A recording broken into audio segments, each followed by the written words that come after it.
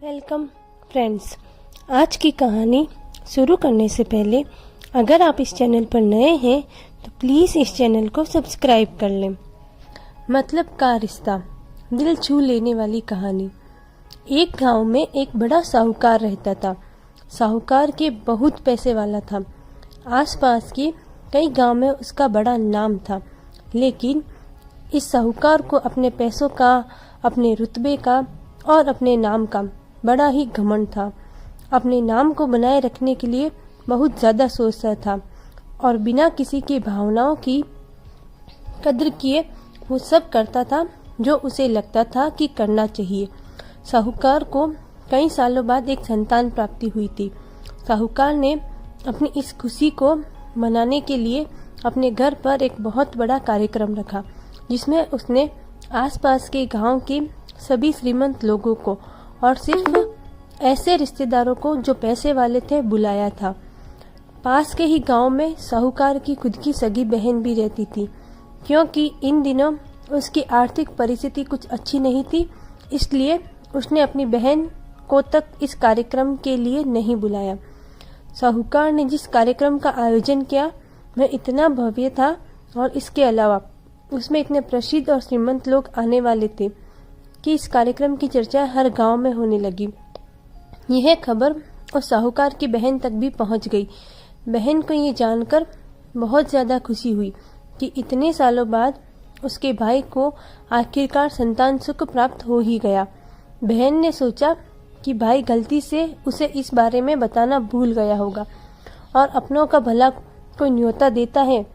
भोली बहन ने अपने भाई के यहाँ उस कार्यक्रम में जाने की तैयारियां शुरू कर दी। जिस दिन वह कार्यक्रम था उस दिन बहन सुबह सुबह ही अपने भाई के घर जाने के लिए निकल पड़ी। रास्ते में अपने पुराने मैले कपड़े देख उसे ख्याल आया कि अगर किसी और के घर जाना होता तो मैं ऐसे कपड़ों में जाने की सोचती भी नहीं, लेकिन मैं तो मेरे अपने घर, मेरे मायके जा रही हूँ। वहाँ मुझे ये सब सोचने की कोई ज़रूरत नहीं है। जैसे ही वह अपने मायके पहुंची, वहां का भव्य आयोजन देखकर वह बहुत खुश हो गई और उसे अपने भाई पर बहुत गर्व हुआ। वहां पर वह जल्दी से जल्दी अपने भाई को मिलकर उसकी खुशी में शामिल होना चाहती थी। वह तुरंत सीढ़ियां चढ़कर घर के अंदर प्रवेश कर गई।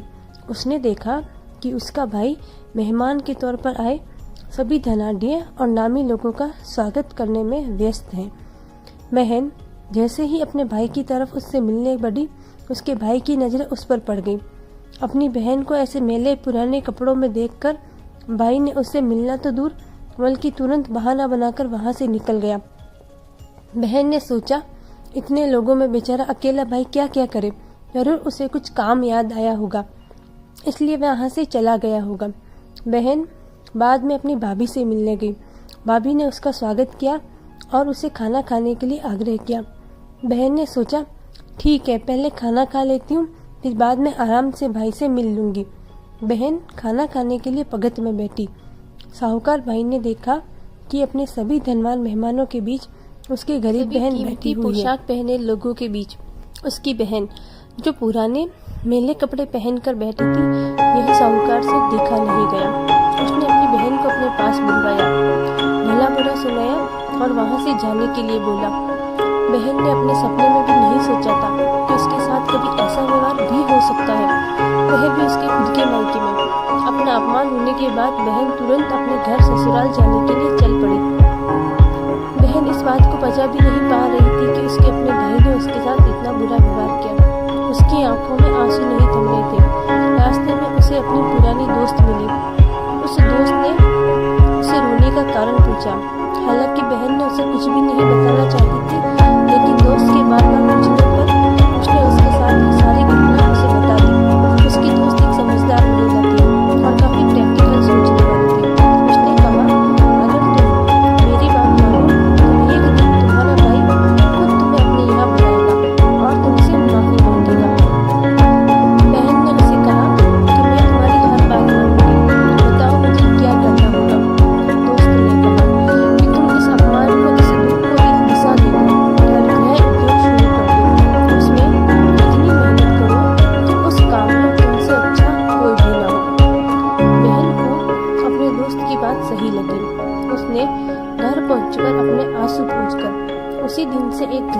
शुरू किया। उसने दिन रात मेहनत की, अपने साथ कई और गांव की महिलाओं को जोड़ा और देखते ही देखते उसका गृह उद्योग चल पड़ा।